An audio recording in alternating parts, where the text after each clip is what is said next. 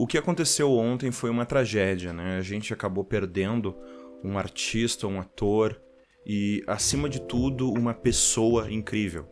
Eu tenho que admitir que eu não era fã do trabalho do Paulo Gustavo. Eu vi algumas coisas, algumas peças, eu assisti alguns programas no Multishow, mas eu não sou muito fã daquela questão do humor relacionável, o humor de relação, relatable humor.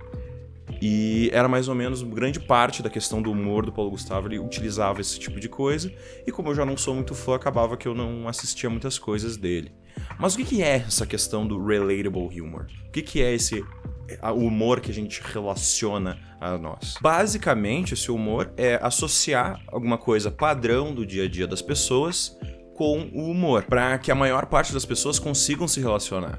Tem uma piada que eu sempre escuto em tudo que é stand-up, que já foi contada milhares e milhares de vezes, que é aquela questão: você vai tomar banho num chuveiro diferente, ou coisa assim, aí tu nunca consegue acertar a água, tu fica muito quente, aí tu muda um pouquinho e fica congelando, aí tu se queima, tu se congela, tu não sabe o que fazer, gargalhadas, sabe? Piadas, humor, kkk. Isso é o humor relacionável. Eu acho mas é muito comum e é bem convencional esse tipo de humor.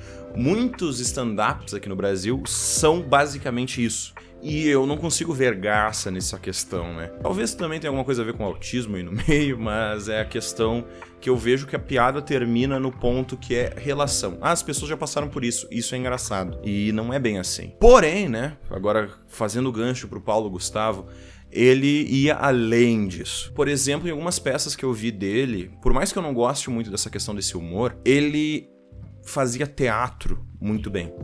O humor dele começava antes dele iniciar um texto. Os gestos, tudo. Ele conseguia programar uma cena perfeitamente. Por isso que eu posso dizer com segurança, com meus anos de estudo do teatro e dando aula e como diretor de teatro, roteirista, que várias peças do Paulo Gustavo eram perfeitas.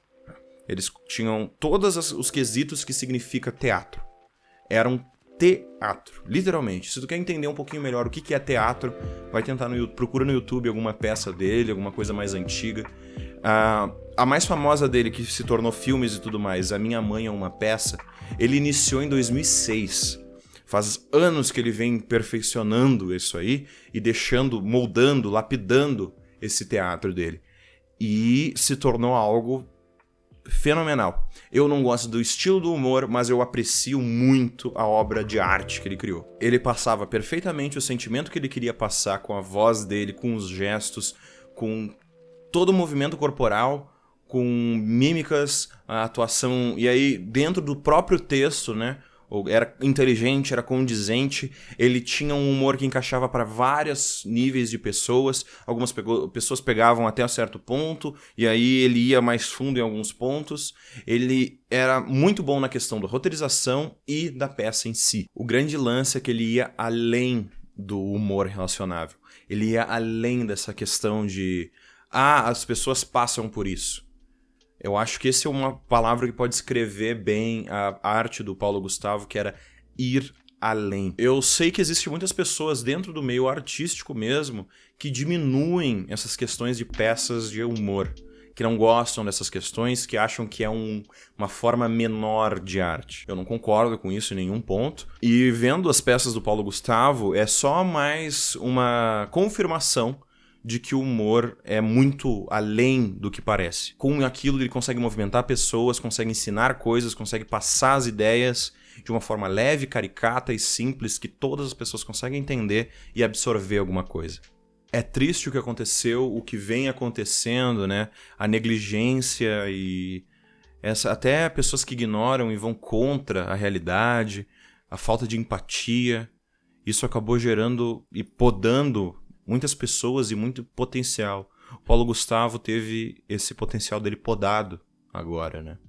Porém, a gente ainda pode aprender muito com o que ele já fez. Muito com o que a gente tem ainda dele aqui. E isso é uma questão, hoje em dia a gente vive em tempos muito complicados. Onde o ódio basicamente está reinando, né? E parar pra pensar, parar pra amar uma pessoa, expressar amor, isso vai ficando em segundo plano, vai ficando esquecido, né? E eu acho que a gente não deveria deixar isso acontecer. Isso é só mais um aviso, só mais uma parte, isso que aconteceu é só mais um aviso urgente pra gente fazer exatamente o que ele mesmo dizia, né? Amar um pouco mais as pessoas, praticar esse amor, né? Vamos tentar não deixar essa ideia morrer. Bom, meu nome é Otávio e por hoje é isso, né? Tchau, tchau e até a próxima.